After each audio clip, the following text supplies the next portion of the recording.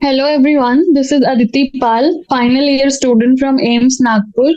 और आज हम एनसीईआरटी एग्जाम्पलर के क्वेश्चंस डिस्कस करने वाले हैं।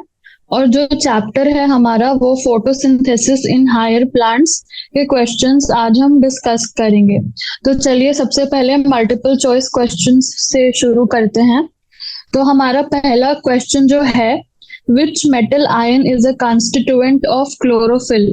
तो ये क्वेश्चन हमसे पूछ रहा है कि हमें क्लोरोफिल का जो है वो स्ट्रक्चर पता होना चाहिए, तभी हम बता सकते हैं कि इनमें से कौन सा जो हमारा मेटल आयन है वो क्लोरोफिल में प्रेजेंट होगा। तो जब हम फोटोसिंथेसिस इन हायर प्लांट्स पढ़ते हैं एनसीईआरटी से, तो सबसे पहले उन्होंने क्लोरोफिल का स्ट्रक्चर बना के दिखाया हुआ है। और जो क्लोरोफिल का जो स्ट्रक्चर होता है उसमें मैग्नीशियम Mg2+ के फॉर्म में Mg2+ के फॉर्म में centre of the chlorophyll molecule में रहता है एज मैग्नीशियम 2+ आयन। तो इसमें से हमारा मैग्नीशियम जो है वो करेक्ट आंसर होगा। तो हम ये भी देख लेते हैं कि जो बाकी मेटल आयंस हैं वो कहाँ पाए जाते हैं। तो जो हमारा आयरन है वो हमारा हीमोग्लोबिन में पाया जाता है, ये हमें पता है, Fe2+ के फॉर्म में। और आयरन सल्फर प्रोटीन्स में भी मिलता है, नाम से ही पता चल रहा है आयरन और सल्फर कंटेनिंग प्रोटीन्स होंगे। और जो आयरन है इन प्रोटीन्स में इलेक्ट्रॉन कैरियर की तरह बिहेव करता है। फिर हमारा कॉपर जो है, हमें पता है कॉपर, हमने पढ़ा है कि साइटोक्रोम, जो हमारा साइटोक्रोम्स होते हैं डिफरेंट टाइप्स के, साइटोक्रोम सी, साइटोक्रोम ए, तो उनमें कॉपर आयन प्रेजेंट होता है। तो कॉपर हो गया हमारा सी, और सी से भी याद रख सकते हैं कि कॉपर साइटोक्रोम्स में प्रेजेंट होता है। और हमने देख लिया कि आयरन हीमोग्लोबिन और आयरन सल्फर प्रोटीन्स में प्रेजेंट होता है। उसके बाद हमारा मैग्नीशियम क्लोरोफिल के सेंटर में प्रेजेंट होता है, ये हमने देख लिया, क्लोरोफिल का ये स्ट्रक्चर है। तो अब हम आते हैं जिंक। तो जिंक हमारा क्या होता है, कई कई सारे एंजाइम्स में प्रेजेंट होता है। तो जिंक हमारा active site of many enzymes का पार्ट होता है जो हमारे प्रोटीन सिंथेसिस में हेल्प करते हैं। तो हमने देख लिया कि मैग्नीशियम तो हमारा करेक्ट आंसर है। पर अगर हमारे पास दूसरा क्वेश्चन आए कि आयरन कहाँ पाया जाता है, या साइटोक्रोम्स में कौन सा मेटल आयन होता है, या जिंक कहाँ कौन से प्रोटीन्स में प्रेजेंट होता है, तो हमने सारे ऑप्शंस को एनालाइज कर लिया। अब हम आते हैं हमारा दूसरा question, which pigment acts directly to convert light energy to chemical energy. तो हमें पता है कि जो हमारा फोटोसिंथेसिस का प्रोसेस है उसमें हमें लाइट चाहिए, और लाइट को हमें केमिकल एनर्जी में कन्वर्ट करना है। फोटोसिंथेसिस का यही मतलब है। तो अब लाइट एनर्जी को केमिकल एनर्जी में कन्वर्ट करने के लिए चाहिए तो ये सारे मॉलिक्यूल्स, तो ये सारे पिगमेंट्स जो हैं वो हमें चाहिए। पर इसमें जो जो मेन हमारा है वो हो जाता है क्लोरोफिल 2A। तो हमारे पास कौन कौन से होते हैं, क्लोरोफिल 2A होता है, क्लोरोफिल हमारा क्लोरोफिल 1A होता है, क्लोरोफिल 1B होता है। उसके बाद हमारे पास ज़ैंथोफिल होता है, और हमारा कैरोटीनॉइड होता है। तो इसमें से जो हमारा क्लोरोफिल ए और बी है, उसमें से हमारा जो क्लोरोफिल ए है वो डायरेक्टली जो है लाइट एनर्जी को केमिकल एनर्जी में कन्वर्ट कर देता है।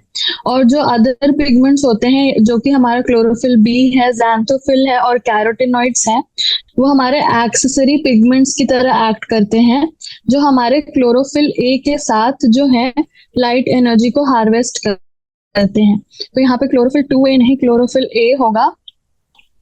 तो हमारा एक तो क्लोरोफिल ए है जो हमारा मेन है, जो लाइट एनर्जी को केमिकल एनर्जी में कन्वर्ट करेगा।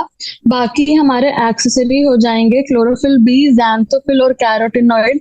ये तीनों भी सेम काम करेंगे, पर जो मेन काम है हमारा क्लोरोफिल ए करेगा। तो ये हमारा करेक्ट आंसर होगा। और बाकी हम एक्सेसरी पिगमेंट्स की तरह याद रखते हैं, मेन पिगमेंट हमारा क्लोरोफिल ए होता है। फिर हम आते हैं क्वेश्चन नंबर 3 पे, which range of wavelength is called photosynthetically active radiation. तो PAR के नाम से भी ये सिर्फ दे सकते हैं, और पूरा एक्सपैंड करके भी कि फोटोसिंथेटिकली एक्टिव रेडिएशन कौन से रेंज में फॉल करती है। तो ये हमें याद रखना है कि 400 से 700 यानी 400 से 700 नैनोमीटर्स जो है हमारे फोटोसिंथेटिकली एक्टिव रेडिएशन में आते हैं। तो ये जो है हमारा visible range of light energy, यानी कि जो लाइट एनर्जी को हम देख सकते हैं वो भी हमारा 400 टू 700 नैनोमीटर होता है, और वो ही हमारा फोटोसिंथेटिकली एक्टिव रेडिएशन भी होता है। और बाकी सारे हमारे जो रेडिएशंस दिए हुए हैं उनका अगर हम जानना चाहें कि वो कौन से रेंज में आते हैं, तो हमारा 100 टू 390 दिया है, तो ये हमारा अल्ट्रा वायलेट में आता है।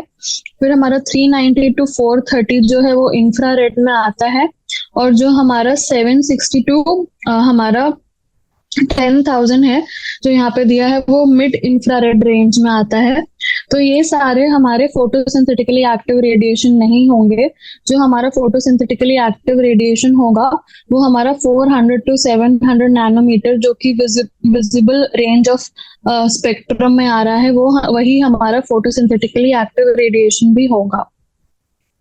फिर हम आते हैं which light range is the least effective in photosynthesis। तो हमारा कौन सा लाइट रेंज जो है वो फोटोसिंथेसिस में सबसे कम इफेक्टिव है। तो सबसे पहले जो हमारा फोटोसिंथेसिस है उसमें उस प्रोसेस में होता क्या है, तो जो फोटोसिंथेसिस है उसमें जो हमारे फोटोट्रॉफ्स यानी कि जो प्लांट्स हैं जो हमारा फोटोसिंथेसिस का प्रोसेस को करते हैं लाइट एनर्जी को यूज करके, और उस लाइट एनर्जी को फिर केमिकल एनर्जी में कन्वर्ट करते हैं।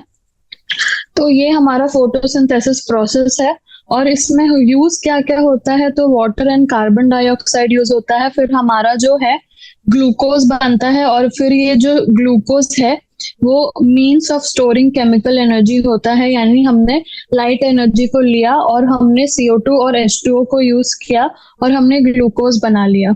तो ये फोटोसिंथेसिस जो है वो क्लोरोप्लास्ट में होगा, और हमें पता है कि जो क्लोरोफिल है वो ग्रीन पिगमेंट है जो इन हमारे क्लोरोप्लास्ट में होता है, और ग्रीन कलर भी ये प्लांट्स और लीव्स को प्रोवाइड करता है। तो हमारे पास ऑलरेडी ग्रीन कलर है जो कि फोटोसिंथेसिस में है, और जो कि हमारे प्लांट्स के अंदर है, क्लोरोप्लास्ट के अंदर है। तो अब हमारे पास ग्रीन कलर है, और अब फिर से हम अगर ग्रीन कलर उसमें डालेंगे यानी ग्रीन लाइट रेंज का स्पेक्ट्रम डालेंगे तो वो पूरा रिफ्लेक्ट हो जाएगा, क्योंकि हमारे पास ऑलरेडी ग्रीन कलर है लीव्स में और क्लोरोप्लास्ट में। तो इसीलिए जो ग्रीन लाइट रेंज होगा वो लीस्ट इफेक्टिव होगा। बाकी सारे तो हमारे एब्जॉर्ब हो जाएंगे, बाकी सारे जो भी लाइट कलर्स है वो एब्जॉर्ब हो जाएंगे, पर जो हमारा ग्रीन कलर है वो जो है वो पूरी तरह से रिफ्लेक्ट हो जाएगा। तो ये हमारा लीस्ट इफेक्टिव होगा फॉर फोटोसिंथेसिस। तो फोटोसिंथेसिस क्यों लीस्ट होगा, तो ये एब्जॉर्ब तो नहीं हो पाएगी ये ग्रीन लाइट, पर ये ग्रीन लाइट पूरी की पूरी ट्रांसमिट हो जाएगी और रिफ्लेक्ट हो जाएगी। तो जब लाइट एनर्जी एब्जॉर्ब ही नहीं हुई तो वो केमिकल एनर्जी में कन्वर्ट नहीं हो पाएगी और फोटोसिंथेसिस का प्रोसेस नहीं हो पाएगा। तो जो ग्रीन लाइट है वो सबसे लीस्ट इफेक्टिव है फॉर फोटोसिंथेसिस। बाकी तो हमारे फिर भी ग्रीन लाइट से ज्यादा इफेक्टिव होंगे। फिर हम आते हैं chemosynthetic bacteria obtain energy from. तो अब हमसे पूछ रहा है कि ये बैक्टीरिया के बारे में पूछ रहा है पहले तो, और कीमोसिंथेटिक तो नाम से ही पता चल रहा है कि ये कुछ केमिकल्स को यूज कर रहे हैं फॉर जैसे कि हमारा जो ग्रीन प्लांट्स है वो लाइट एनर्जी को केमिकल एनर्जी में कन्वर्ट करते हैं, पर कीमोसिंथेटिक बैक्टीरिया जो है उनके पास फोटोसिंथेटिक पिगमेंट्स होते ही नहीं है, तो वो लाइट एनर्जी को तो एब्जॉर्ब नहीं कर पाएंगे। तो वो क्या करेंगे, तो वो जो है हमारे इनऑर्गेनिक सब्सटेंसेस यानी इनऑर्गेनिक केमिकल्स को यूज करेंगे, जैसे कि हमारा carbon dioxide and hydrogen sulphide, ये इनऑर्गेनिक सब्सटेंसेस हैं, उनको यूज करके ये ऑर्गेनिक सब्सटेंसेस बनाएंगे। तो जो हमारे इनऑर्गेनिक सब्सटेंसेस हैं उनको इन कीमोसिंथेटिक बैक्टीरिया ने यूज किया और ऑर्गेनिक सब्सटेंसेस बना लिए, और इन ऑर्गेनिक सब्सटेंसेस से अब वो एनर्जी गेन करेंगे इन द फॉर्म ऑफ ATP। तो हमने देखा कि कीमोसिंथेटिक बैक्टीरिया जो है वो सन से तो एनर्जी नहीं ले रहा है, यानी कि लाइट एनर्जी को वो यूटिलाइज नहीं कर पाएंगे क्योंकि फोटोसिंथेटिक पिगमेंट्स नहीं है। इंफ्रारेड रेज को भी यूज नहीं कर सकते। ऑर्गेनिक सब्सटेंसेस तो इनऑर्गेनिक केमिकल्स को यूज करके वो सिंथेसाइज कर रहे हैं, यानी कि जो उनका मेन सोर्स ऑफ एनर्जी है वो इनऑर्गेनिक केमिकल्स है। तो ये हमारा करेक्ट आंसर होगा। अब हम चलते हैं क्वेश्चन नंबर 6 पे। तो हमारा क्वेश्चन नंबर 6 है, energy required for ATP synthesis in photo system 2 comes from.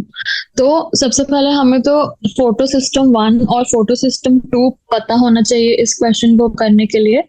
तो जो एनर्जी रिक्वायर्ड होती है एटीपी सिंथेसिस के लिए फोटो सिस्टम 2 में, वो आती है हमारे प्रोटॉन ग्रेडियंट से। तो हमारे प्रोटॉन ग्रेडियंट से कैसे आती है वो हम देखते हैं। तो जो प्रोटॉन ग्रेडियंट होता है वो होता है due to accumulation of protons on the lumen side of the thylakoid. यानी कि ये अगर हमारा थाइलाकॉइड है तो इसके जो ल्यूमेन साइड है यहाँ पे हमारे जो है प्रोटॉन्स जो है वो इकट्ठा होंगे। तो जो इलेक्ट्रॉन्स हैं, जो हमारे प्रोटॉन्स हैं वो स्ट्रोमा से हमारे ल्यूमेन के साइड में जाएंगे। तो जो हमारा प्रोटॉन कंसंट्रेशन है वो स्ट्रोमा में कम हो जाएगा और ल्यूमेन में बढ़ जाएगा। यानी कि हमें इतना याद रखना है कि जो ल्यूमेन है वहां पे H+ आयंस का कंसंट्रेशन जो है वो बढ़ रहा है। और ऐसा क्यों हो रहा है कि क्योंकि हमारा इलेक्ट्रॉन्स के ट्रांसपोर्ट के वजह से जो प्रोटॉन्स हैं वो हमारे ल्यूमेन स्ट्रोमा से ल्यूमेन के साइड जा रहे हैं। तो इससे हमारा प्रोटॉन ग्रेडियंट फॉर्म हो रहा है अक्रॉस द थाइलाकॉइड मेम्ब्रेन। और जो हमारा एटीपीएज एंजाइम है इस प्रोटॉन ग्रेडियंट को यूज करेगा और एटीपी का सिंथेसिस हो जाएगा इस प्रोटॉन ग्रेडियंट के वजह से। यानी इस प्रोटॉन ग्रेडियंट के मूवमेंट के मदद से हम एटीपी सिंथेसाइज कर पाएंगे। कैसे? तो हमारा एटीपी सिंथेटेज कॉम्प्लेक्स जो होता है उसके हेल्प से हम एटीपी सिंथेसाइज करेंगे इस प्रोटॉन ग्रेडियंट को यूज करके। तो हमारा energy required for ATP synthesis से ही हमें याद आ जाना चाहिए कि प्रोटॉन ग्रेडियंट चाहिए रहता है हमें एटीपी सिंथेसिस के लिए। फिर हम आते हैं क्वेश्चन नंबर 7 है हमारा, during light reaction in photosynthesis the following are formed. अब हमसे पूछ रहा है कि लाइट रिएक्शन में बनता क्या क्या है। तो जो हमारा लाइट रिएक्शन है उसमें हमारा सिंथेसिस होता है केमिकल एनर्जी का, such as ATP and NADPH। तो हमें पता है कि केमिकल एनर्जी एटीपी के फॉर्म में बनेगी और साथ ही हमारा NADPH भी बनता है। तो हमारे पास एटीपी तो होना चाहिए। उसके बाद हमारा और क्या क्या बनता है, तो हमारा जो लाइट रिएक्शन है उसमें हमारा जो हमारा ऑक्सीजन गैस है वो भी रिलीज होगी, क्योंकि हमें पता है कि हमारा रेस्पिरेशन में ऑक्सीजन गैस हम यूज करते हैं और वही ऑक्सीजन गैस हमारी फोटोसिंथेसिस के थ्रू रिलीज हो जाती है। तो हमारा ऑक्सीजन और कार्बन डाइऑक्साइड का बैलेंस जो है वो ऐसे मेंटेन्ड रहता है। तो हमारा एटीपी तो होना ही चाहिए, साथ में हमारा हाइड्रोजन फॉर्म होता है और हमारा ऑक्सीजन फॉर्म होता है। यानी कि लाइट रिएक्शन के दौरान हमारा एटीपी फॉर्म होगा, हाइड्रोजन फॉर्म होगा और ऑक्सीजन फॉर्म होगा। तो ये हमारा करेक्ट आंसर हो जाएगा कि हमारा एटीपी बनता है और NADPH बनता है और साथ ही हमारा ऑक्सीजन हाइड्रोजन बनता है और ऑक्सीजन बनता है। उसके बाद हमारा क्वेश्चन नंबर 8 है, dark reaction in photosynthesis is called so because. तो हमारा लाइट रिएक्शन तो हमने देखा, तो अब डार्क रिएक्शन क्या होता है। तो हमारा डार्क रिएक्शन को हम डार्क रिएक्शन क्यों बोलते हैं? क्या इसीलिए बोलते हैं कि it can occur in dark also, it does not depend on light energy, it can not occur during day light, it occurs more rapidly at night. तो सबसे meaningful it can occur in dark also, इसीलिए तो dark reaction नहीं बोलेंगे हम। It does not depend on light energy, ये सबसे appropriate option है। बाकी हमारा it can not occur during the day light, तो डार्क रिएक्शन डे लाइट में भी होती है। तो ये हमारा गलत ऑप्शन हो जाएगा। फिर it occurs more rapidly at night, तो ऐसा भी नहीं है। इसको डार्क रिएक्शन तो हम इसीलिए कहते हैं कि क्योंकि ये लाइट एनर्जी पे डिपेंड नहीं करती। तो जो हमारा डार्क रिएक्शन है it does not require light energy. तो लाइट जो है वो हमारे डार्क रिएक्शन के लिए नहीं चाहिए होती है। हमें चाहिए क्या, लाइट रिएक्शन के जो प्रोडक्ट्स हैं, जो हमारा लाइट रिएक्शन का प्रोडक्ट्स है जैसे कि हमारा एटीपी NADPH, वो हमें चाहिए टू प्रोड्यूस ऑर्गेनिक मॉलिक्यूल्स, यानी कि जो भी हमारा शुगर्स हमें प्रोड्यूस करना है उसके लिए हमें लाइट रिएक्शन के प्रोडक्ट्स चाहिए। मतलब लाइट नहीं चाहिए पर लाइट रिएक्शन के प्रोडक्ट्स चाहिए।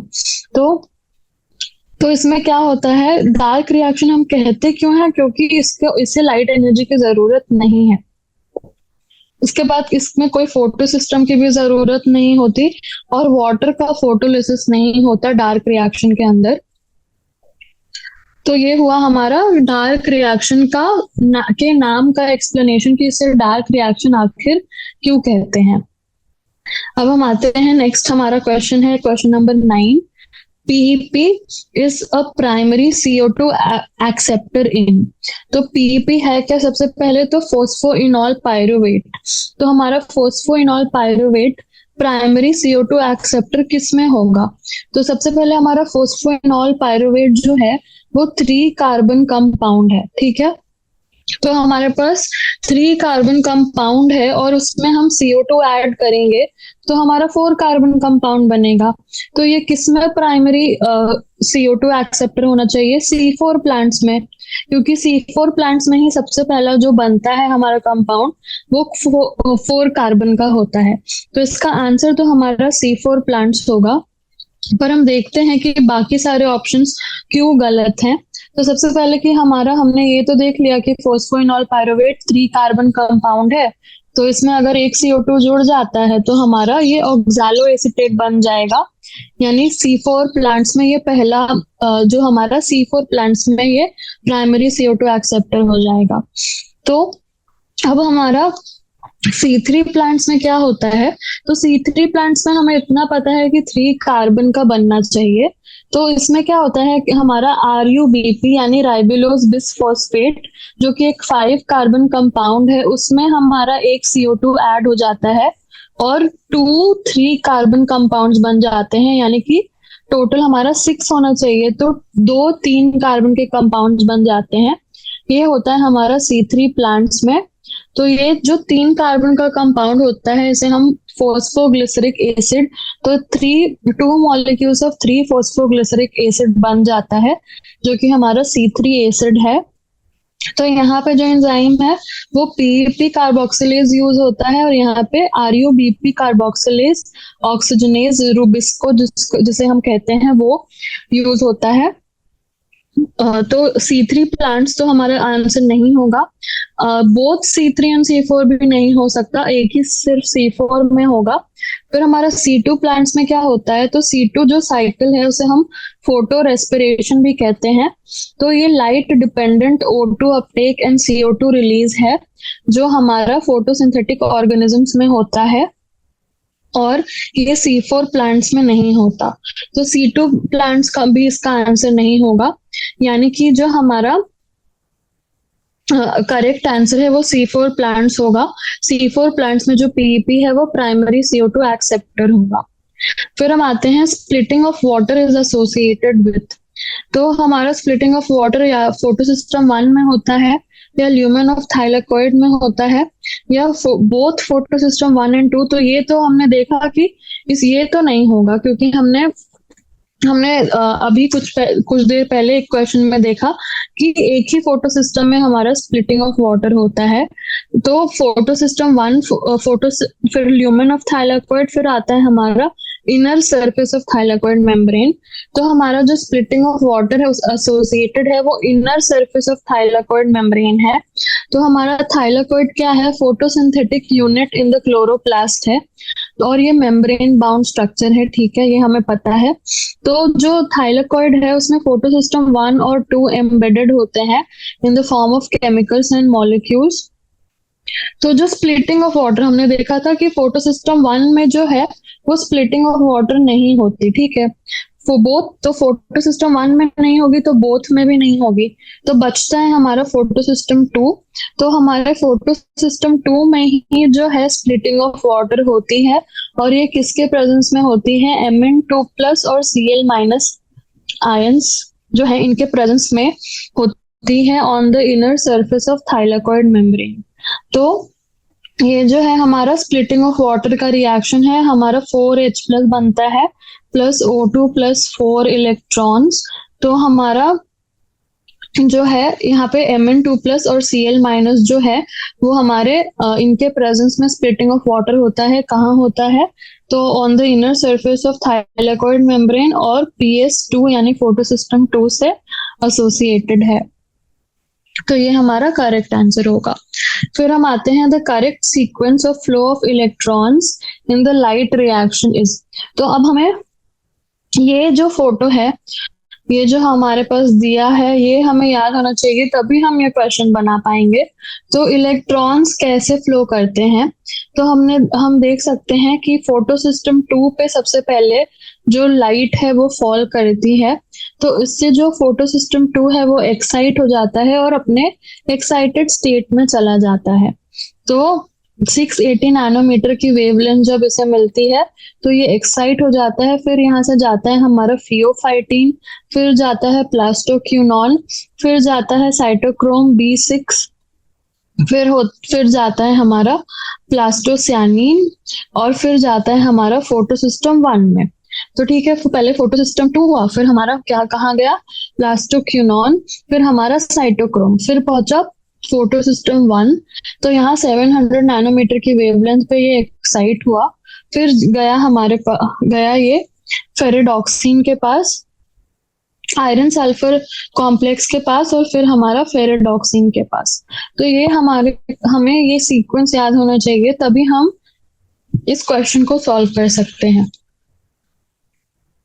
तो हमारा जो है, सबसे पहले हमने देखा कि हमारे सबसे पहले लाइट ऑफ इतना हमारे PS2 को एक्साइट किया, फिर हमारा जो एक्साइटेड इलेक्ट्रॉन है वो फियोफाइटिन, प्लास्टोक्यूनॉन, साइटोक्रोम B6F और सब, फिर प्लास्टोसियानिन के बाद फोटो सिस्टम वन पे गया, एंड फोटो सिस्टम वन के बाद फाइनली जो है हमारे इलेक्ट्रॉन्स फेरेडॉक्सिन के पास चले गए।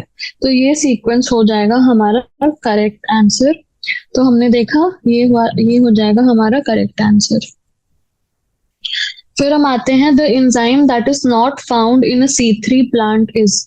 अब C3 प्लांट में कौन सी एंजाइम नहीं होगी, पीईपी कार्बोक्सिलेज। अभी हमने देखा कि C4 प्लांट्स में ऑक्सैलो एसीटेट को कन्वर्ट करती है, तो ये C3 प्लांट्स में क्यों रहेगी, RuBP कार्बोक्सिलेज रुबिस्को नाम का एंजाइम होगा।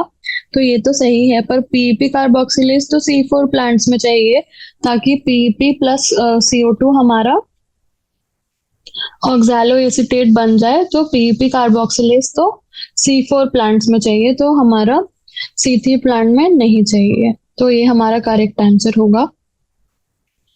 फिर हम आते हैं क्वेश्चन नंबर 13। तो हमारा क्वेश्चन नंबर 13 बोल रहा है the reaction that is responsible for the primary fixation of CO2 is catalysed by. तो प्राइमरी फिक्सेशन ऑफ CO2, इसने ये नहीं बोला कि C4 प्लांट्स में चाहिए या C3 प्लांट्स में चाहिए। तो हमें तो दोनों के हिसाब से आंसर करना पड़ेगा। हम ये भी नहीं बोल सकते कि सिर्फ ये चाहिए, ये भी नहीं बोल सकते कि सिर्फ ये चाहिए, क्योंकि C3 प्लांट है तो ये चाहिए, C4 प्लांट है तो ये चाहिए। यानी कि हमें दोनों को ही कंसिडर करना पड़ेगा। तो हमें दोनों RuBP carboxylase and PAP carboxylase चाहिए, डिपेंडिंग अपॉन कौन सा प्लांट है, C3 प्लांट है या C4 प्लांट है। फिर हम आते हैं क्वेश्चन नंबर 14 पे। When CO2 is added to PEP, the first stable product synthesized is। तो जब CO2 PEP में ऐड होता है तो कौन सा स्टेबल प्रोडक्ट बनता है, हमने अभी अभी देखा कि CO2 और PEP को ऐड करके हमारा जो है ऑक्सैलो एसीटेट बनता है। तो ऑक्सैलो एसीटेट हमारा करेक्ट आंसर होगा, और ये C4 प्लांट में होता है, ये भी हमने देख लिया। C4 प्लांट्स में CO2 हमारा PP के साथ मिलके ऑक्सैलो एसीटेट बनाता है।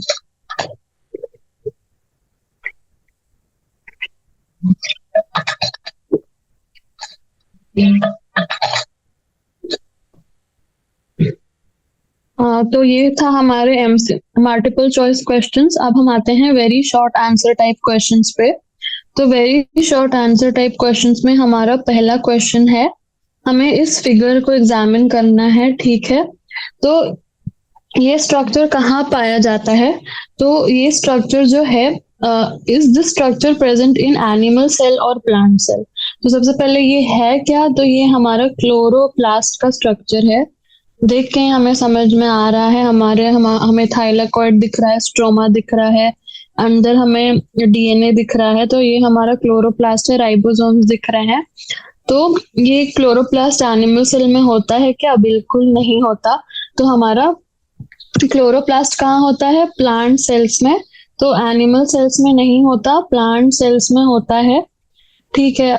क्या इसे हम can it these be passed on to the progeny? तो क्या हमारे क्लोरोप्लास्ट का ट्रांसमिशन हो सकता है? जिस चीज के अंदर DNA होगी उसका उसका ट्रांसमिशन तो हो पाएगा। तो हाँ, yes, chloroplast can be transmitted to progeny. तो जो क्लोरोप्लास्ट हैं वो डिवाइड करते हैं by binary fission to form new chloroplast, और ये न्यू क्लोरोप्लास्ट जो है वो प्रोजेनी को ट्रांसमिट हो सकते हैं। तो हाँ, इन्हें हम ये पास्ड ऑन हो सकते हैं टू द प्रोजेनी। कैसे हो सकते हैं? तो बाय बाइनरी फिजन वो डिवाइड कर जाते हैं, और डिवाइड करके डॉटर सेल्स में जो है वो पहुंच सकते हैं। तो हाँ, इन्हें हम प्रोजेनी को पास कर सकते हैं। फिर name the metabolic processes taking place in the places marked 1 and 2। तो 1 यहाँ पे हमें दिख रहा है कि 1 तो हमारा स्ट्रोमा में दिख रहा है। तो 1 हमारा स्ट्रोमा है, और जो सेकंड है वो हमें लूप जैसा दिख रहा है, यानी सेकंड तो हमारा DNA है। तो अब पूछ रहा है कि स्ट्रोमा में कौन सी मेटाबॉलिक प्रोसेसेस होती हैं और DNA में क्या मेटाबॉलिक प्रोसेसेस होंगी। तो DNA तो रेप्लिकेशन में इन्वॉल्व होगा, ये यूनिवर्सल है, DNA हर जगह रेप्लिकेशन में इन्वॉल्व होगा। तो ये तो हमें पता है। स्ट्रोमा में क्या होता है? तो जो क्लोरोप्लास्ट का स्ट्रोमा है वहां पे डार्क रिएक्शन होता है। तो ये हमें याद रखना है कि डार्क रिएक्शन जो है वो हमारा स्ट्रोमा में होता है। तो ये चीज हमें एक चीज याद रखनी है कि डार्क रिएक्शन स्ट्रोमा में होता है। तो ये हमने तीनों क्वेश्चंस कर लिए। अब हम आगे बढ़ते हैं। हमारा second question, splitting of water दिख रहा है, ठीक है। तो ये कहाँ होता है? हमने MCQs में ये देखा कहाँ होता है। PS2 यानी फोटोसिस्टम 2, जो कि inner surface of thylakoid membrane में है, वहां हमारा स्प्लिटिंग ऑफ वाटर होता है। किसके प्रेजेंस में? Mn2+ और Cl- आयंस। तो ये हमने तीनों MCQ में ही देख लिए, तीनों पॉइंट्स।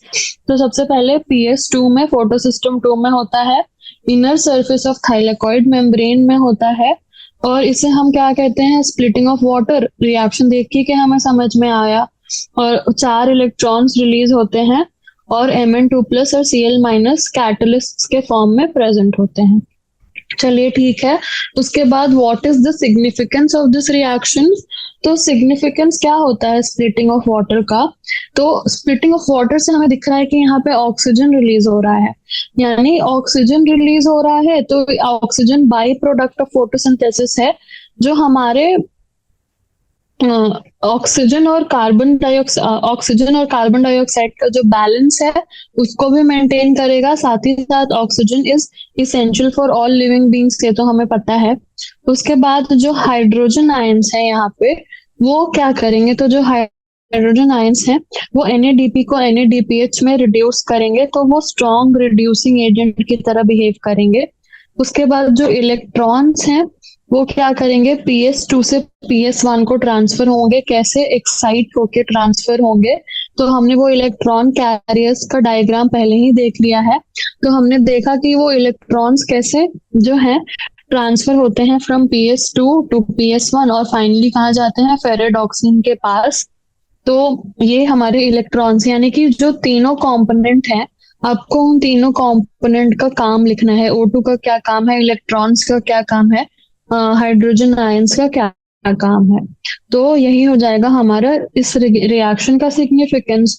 जो भी प्रोडक्ट्स रिलीज हुए हैं उसका यूज लिख देंगे हम। तो ये हो जाएगा हमारा आंसर इस क्वेश्चन का। उसके बाद हम आते हैं question number 3। Cyanobacteria and some other photosynthetic bacteria don't have chloroplast। अब हमने देखा अभी तक तो प्लांट्स के पास क्लोरोप्लास्ट हैं। अगर किसी के पास क्लोरोप्लास्ट ही ना हो तो वो फोटोसिंथेसिस कैसे करेगा, ये हमारा क्वेश्चन है। तो हमारा जो सैनो बैक्टीरिया है और कुछ फोटोसिंथेटिक बैक्टीरिया है जो कि प्रोकैरियोट्स हैं, इनके पास क्लोरोप्लास्ट नहीं है। पर इनके पास क्या है, तो इनके पास फोटोसिंथेटिक पिगमेंट्स है in a membranous form which are primitive nature.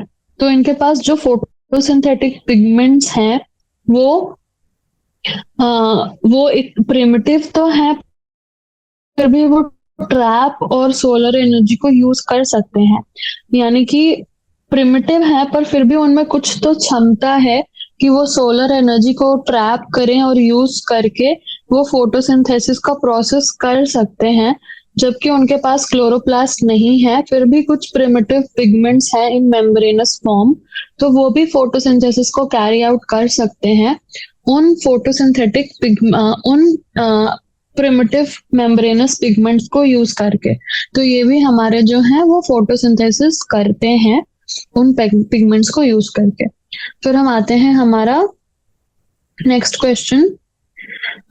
NADP reductase is an enzyme located on. तो हमसे अब पूछ रहा है कि NADP रिडक्टेज जो एंजाइम है वो कहाँ पे होती है। तो हमने अभी देखा कि NADP को तो हमें NADPH में कन्वर्ट करना है, और ये NADPH में कन्वर्ट होगा किससे, तो हाइड्रोजन आयंस चाहिए इन्हें रिड्यूस करने के लिए। और ये हाइड्रोजन आयंस आ कहाँ से रहे हैं, तो स्प्लिटिंग ऑफ वाटर से आ रहे हैं। यानी कि स्प्लिटिंग ऑफ वाटर जहां होगी वहीं पे ही NADP रिडक्टेज प्रेजेंट होगा, ताकि NADP से जो है H+ आयंस रिएक्ट करके NADPH प्रोड्यूस कर सके। यानी कि ये भी हमारा थाइलाकोइड मेम्ब्रेन पे ही प्रेजेंट होगा। तो NADP reductase enzyme is located on, पहला आंसर तो हो गया हमारा थाइलाकोइड मेम्ब्रेन। फिर हम आते हैं हमारा सेकंड है breakdown of proton gradient leads to release of.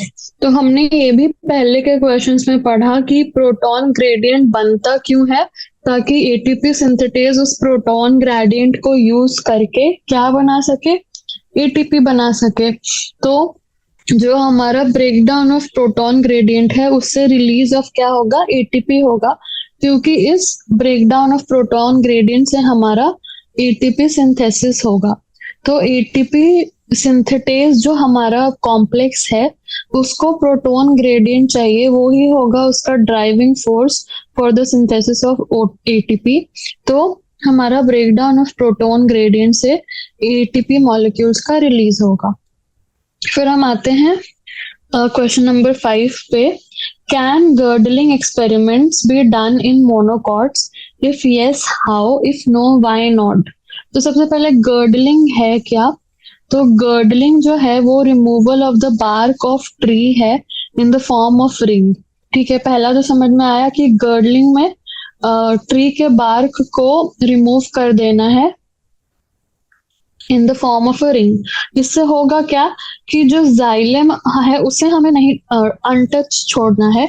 यानी कि जो जाइलम है जिसका काम है सप्लाइंग मिनरल्स एंड वाटर, उसको तो हमें नहीं काटना है, उसको अनटच छोड़ना है। बस हमें क्या करना है, बार्क को रिमूव करना है। तो गर्डलिंग हम करते क्यों हैं, तो ये वुडी प्लांट्स में हम करते हैं ताकि उनका जो है हमारा ईल्ड और रिप्रोडक्टिव रेट जो है वो बढ़ जाए। पर हम उसे मोनोकॉट्स में नहीं कर सकते। क्यों नहीं कर सकते, क्योंकि डाइकॉट्स में जो हमें पता है कि जो वैस्कुलर बंडल्स हैं वो कहाँ है और उसे हमें टच नहीं करना है। पर जो मोनोकॉट्स हैं उनमें जो वैस्कुलर बंडल्स हैं वो स्कैटर्ड हैं। तो अगर कोई भी चीज स्कैटर्ड है तो आपको कैसे पता कि आपको कहाँ कट करना है और कहाँ नहीं कट करना है। तो मोनोकॉट्स में हम नहीं कर पाएंगे गर्डलिंग, क्योंकि इनके वैस्कुलर बंडल्स स्कैटर्ड हैं, जबकि डाइकॉट्स में वैस्कुलर बंडल्स जो हैं वो स्कैटर्ड नहीं होते। तो हम इजीली जो है गर्डलिंग कर सकते हैं और जो हमारे डाइकॉट प्लांट्स हैं उनकी ईल्ड को इंक्रीज कर सकते हैं। सो जो गर्डलिंग एक्सपेरिमेंट है फॉर इम्प्रूविंग ईल्ड और हमारा रिप्रोडक्टिव रेट, वो सिर्फ डाइकॉट्स में कर सकते हैं, मोनोकॉट्स में नहीं कर सकते। तो हमने देखा कि करना कैसे है, तो बार्क को रिमूव करना है in the form of a ring. तो आप फिगर में देख सकते हैं कि कैसे हमने बार्क को रिमूव करके गर्डल जैसा बना लिया है, इसीलिए हम इसे गर्डलिंग एक्सपेरिमेंट भी कहते हैं। फिर हमारा है क्वेश्चन नंबर 6। ये हमारा रिएक्शन दे रखा है, तो हमें इस रिएक्शन को एनालाइज करना है और आंसर करना है क्वेश्चंस को। how many molecules of ATP and NADPH are required to fix one molecule of CO2 wherein the chloroplast does this process occur? ठीक है, तो हमें दिख रहा है कि 3 CO2 है, 9 ATP है, यानी कि जब 3 CO2 होता है तो हमें 9 ATP चाहिए रहता है। तो जब 1 CO2 होगा तो हमें यूनिटरी मेथड से क्या चाहिए रहेगा, 3 से दोनों साइड डिवाइड कर दें तो हमें 3 ATP चाहिए रहेगा। यानी कि जब हमारे पास 1 मॉलिक्यूल ऑफ CO2 है तब 3 ATP चाहिए, और वैसे ही जब 3 मॉलिक्यूल्स ऑफ CO2 है तो 6 NADPH चाहिए। तो हमें एक के लिए कितना चाहिए रहेगा, तो 2 NADPH। ये तो सिंपल बेसिक कॉमन सेंस है, मैथमेटिक्स भी मैं नहीं बोलूंगी। तो ये हो जाएगा हमारा कितना ATP और NADPH चाहिए to fix 1 molecule of CO2। फिर अब ये प्रोसेस जो है होता क्या है, तो ये तो हमने देख लिया 3 ATP और 2 NADPH मॉलिक्यूल्स चाहिए। अब जो ये है, हमने अभी अभी देखा था कि स्ट्रोमा में क्या होता है, डार्क रिएक्शन, और ये डार्क रिएक्शन का जो प्रोसेस है वो दे रखा है। तो ग्लिसरॉल्डिहाइड 3 फॉस्फेट बन रहा है। तो ये जो है हमारा first step of dark reaction है, जिसमें हमारा CO2 का रिडक्शन होता है, और हमें क्या चाहिए, लाइट रिएक्शन के प्रोडक्ट्स चाहिए। क्या है लाइट रिएक्शन के प्रोडक्ट्स, ATP, NADPH है, वाटर है। तो हमें ये सब चाहिए। तो उसके बाद हम क्या करेंगे, तो जो मेजर प्रोडक्ट है वो ग्लिसरॉल्डिहाइड 3 फॉस्फेट हमारा बन के आएगा।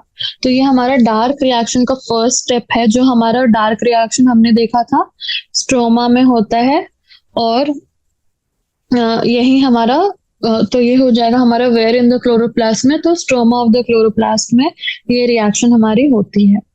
उसके बाद हम देखते हैं क्वेश्चन नंबर 7 दे रखा है, डज मूनलाइट सपोर्ट फोटोसिंथेसिस।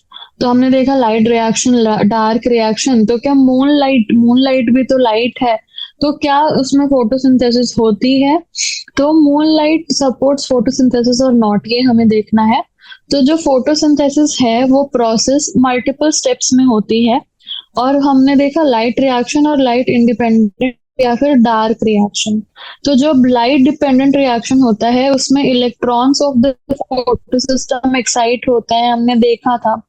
तो ये लाइट एनर्जी को एब्जॉर्ब करते हैं फ्रॉम द सनलाइट। पर जो light energy from the moon है उसमें ये एबिलिटी नहीं है to excite the electrons of the photosystem.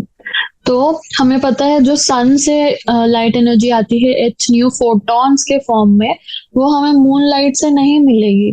तो मून लाइट से जब हमें वो एनर्जी नहीं मिलेगी तो फोटोसिस्टम्स के जो इलेक्ट्रॉन्स हैं वो एक्साइट नहीं होंगे। तो अब जब एक्साइटेशन ही नहीं होगा तो क्या फोटोसिंथेसिस का प्रोसेस हो पाएगा, तो नहीं हो पाएगा। यानी मून लाइट तो फोटोसिंथेसिस नहीं करवा पाएगी। तो ये हमारा एक चीज हमने देखा कि मून लाइट में फोटोसिंथेसिस तो नहीं हो सकता। तो जो लाइट डिपेंडेंट रिएक्शन है वो तो मून लाइट में नहीं होगा। डार्क रिएक्शन ऑफ फोटोसिंथेसिस जो है वो डिपेंड करता है, वो हमारा डिपेंड करता है on the products of light reaction. यानी कि एक बार तो लाइट रिएक्शन हो जानी चाहिए, मतलब दिन भर प्लांट को जो है हमारा लाइट में रहना पड़ेगा, तभी हमारा डार्क में जाके जो है वो डार्क रिएक्शन हो सकता है। पर अगर लाइट बिल्कुल भी नहीं है, सिर्फ मून लाइट है, तो हमारा फोटोसिंथेसिस नहीं हो पाएगा, क्योंकि डार्क रिएक्शन को भी प्रोडक्ट्स ऑफ लाइट रिएक्शन चाहिए। तो कभी ना कभी तो प्लांट को सनलाइट चाहिए ही चाहिए। सिर्फ मूनलाइट में कोई फोटोसिंथेसिस नहीं हो पाएगा। तो moonlight as such does not support photosynthesis, सिर्फ मूनलाइट में फोटोसिंथेसिस जो है वो नहीं हो सकता है। तो ये हो गया हमारा 7th क्वेश्चन। फिर हम आते हैं some of the terms chemicals associated with the C4 cycle. अब हमें इन्हें एक्सप्लेन करना है। तो सबसे पहले आता है हमारा हैच स्लैक पाथवे। तो C4 पाथवे जो होती है उसे ही हम हैच स्लैक पाथवे कहते हैं। क्यों कहते हैं? क्योंकि ये डिस्कवर की गई थी by MD Hatch and CR Slack. तो ये जो C4 पाथवे है, फर्स्ट प्रोडक्ट क्या होता है? ऑक्सैलो एसीटेट, हमें पता है। CO2 से के साथ PEP रिएक्ट करके क्या बनाता है? Oxalo acetate. तो इसे हम हैच स्लैक पाथवे क्यों बोलते हैं? तो ये साइंटिस्ट जिन्होंने C4 पाथवे डिस्कवर किया उनके नाम पे हमारा हैच स्लैक पाथवे है, ठीक है। तो ये हुआ हमारा हैच स्लैक पाथवे। अब कैल्विन साइकिल क्या है? तो कैल्विन साइकिल जो है हमारा, हम किसे कहते हैं?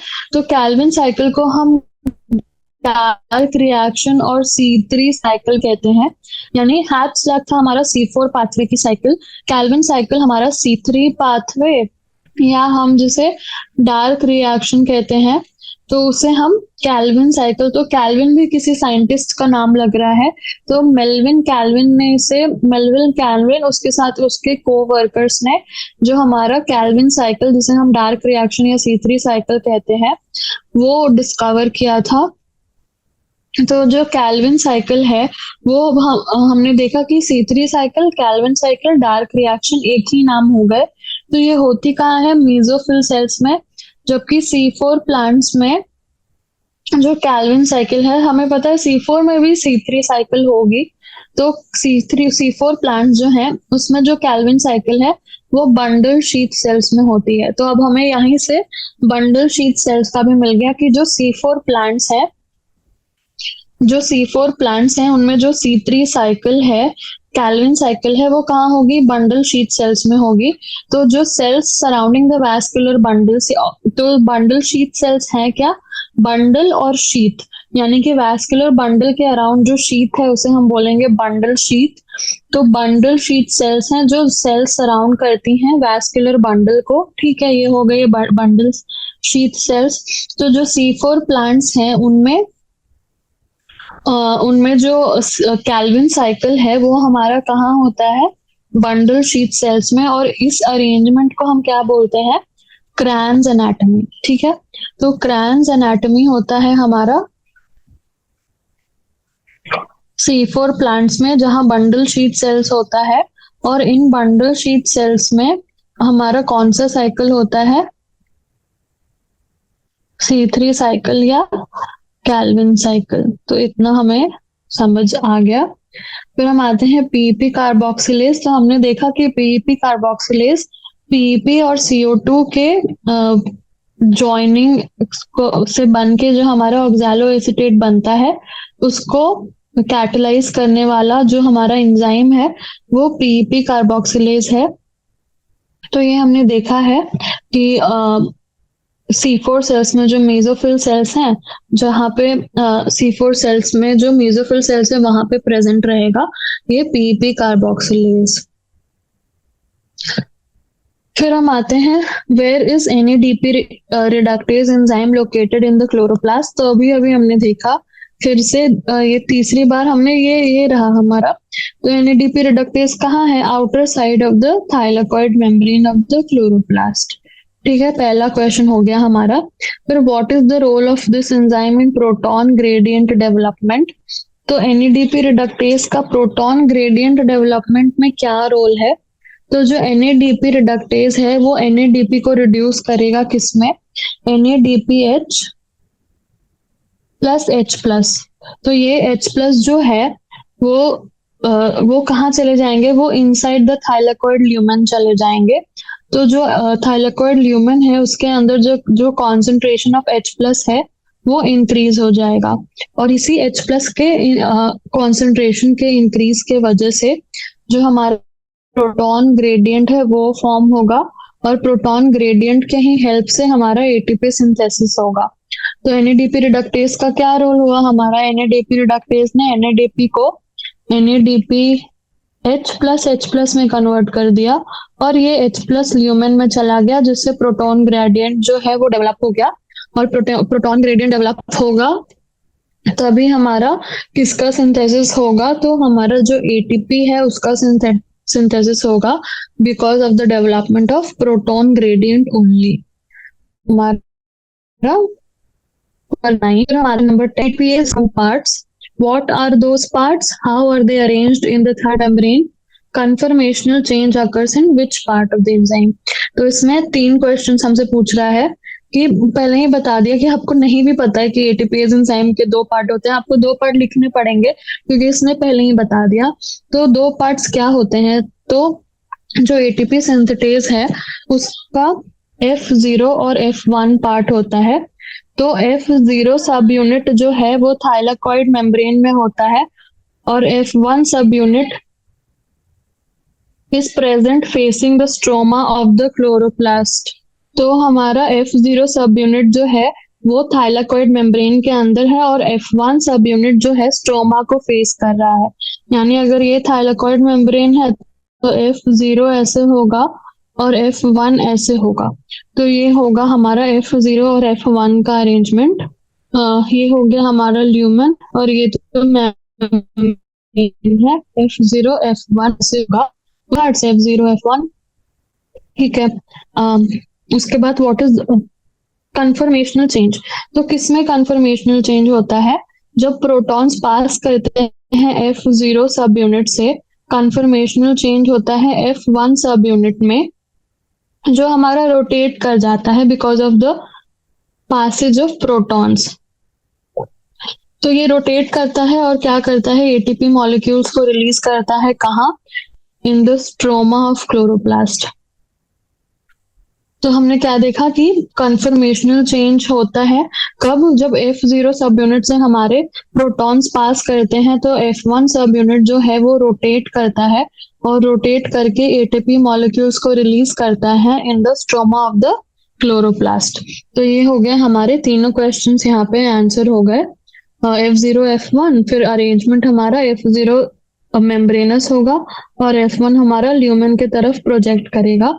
उसके बाद कन्फर्मेशनल चेंज किस में होता है, F1 में होता है, रोटेट करता है ये। और F0 से तो हमारे प्रोटॉन्स जो हैं वो पास करते हैं। उसके बाद विच प्रोडक्ट्स, क्वेश्चन नंबर 10 हो गया हमारा। Question number 11, which products formed during the light reaction of photosynthesis are used to drive the dark reaction.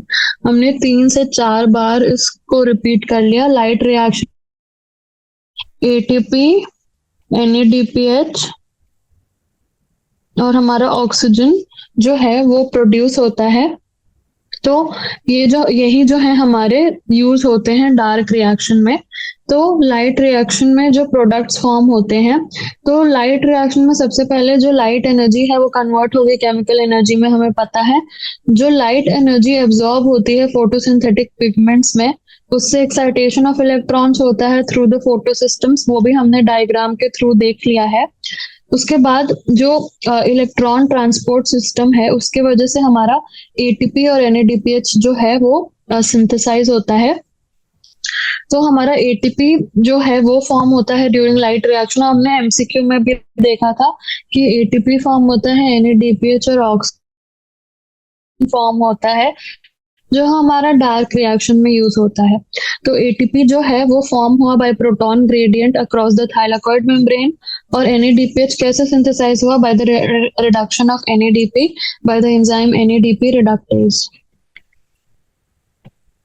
ठीक है, ये हमने देख लिया। NADP रिडक्टेज को यूज करके NADP जो है रिडक्शन होता है और हमारा NADPH+H+ बनता है और यही जाके फिर हमारे आगे जो है डार्क रिएक्शन में यूज होते हैं।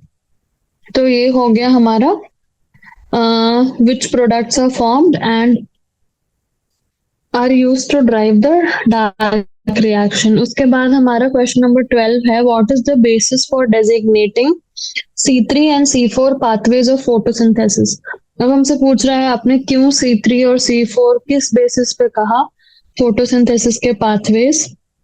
तो हमने अभी अभी एमसीक्यू में देखा कि जो C3 प्लांट्स हैं वहां पे जो हमारा फर्स्ट शुगर जो बनता है वो RuBP कार्बोक्सिलेज प्लस CO2 के फिक्सेशन से 2 मॉलिक्यूल्स ऑफ हमारा जो है फोस्फोग्लिसरिक एसिड बनता है। ठीक है। तो हमारा जो फोस्फोग्लिसरिक एसिड है वो 3 कार्बन कंपाउंड है, यानी कि जो फर्स्ट स्टेबल प्रोडक्ट है during atmospheric CO2 fixation in C3 plants is a 3 carbon compound, इसलिए हमने इसको C3 साइकिल बोल दिया। और जब अगर फर्स्ट स्टेबल प्रोडक्ट हमारा 4 कार्बन कंपाउंड बनेगा, यानी कि हमने देखा था PEP प्लस CO2 हमारा ऑक्सैलो एसीटेट बनता है। तो अगर फर्स्ट स्टेबल कंपाउंड हमारा 4 कार्बन कंपाउंड बनता है तो वो हम C4 प्लांट्स कहते हैं। तो जो फाइनल जो हमें क्या कंक्लूजन मिला कि ये जो डिवीजन हमने C3 और C4 प्लांट्स का किया है वो किया है based on the first stable product formed, यानी कि जो भी फर्स्ट स्टेबल प्रोडक्ट फॉर्म होगा उसके हिसाब से हम नाम दे देंगे कि ये C3 प्लांट है और ये C4 प्लांट है। तो ये है हमारा basis for designating C3 and C4 pathways of photosynthesis. तो आज हम यहीं तक करते हैं, फिर हम आगे शॉर्ट आंसर क्वेश्चंस और लॉन्ग आंसर क्वेश्चंस आगे आने वाले क्लासेस में करेंगे। तो उम्मीद है आपको सब कुछ ऐसे अच्छे से समझ में आया होगा।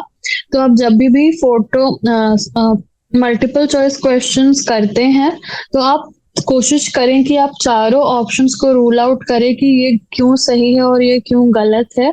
उससे आपको एक्स्ट्रा नॉलेज आएगी और आप आगे के क्वेश्चंस फिर बहुत आसानी से कर सकते हैं, क्योंकि इस MCQs में ही इतने सारे पॉइंट्स दिए हुए हैं कि आपको पूरा चैप्टर ऐसे पढ़ने की जरूरत नहीं है। आप यहीं से देख सकते हैं कि आपको आपका क्या छूटा है और आपको क्या पढ़ना है, फिर से रिवाइज करना है।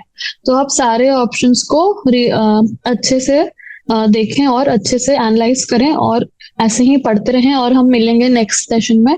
Thank you so much.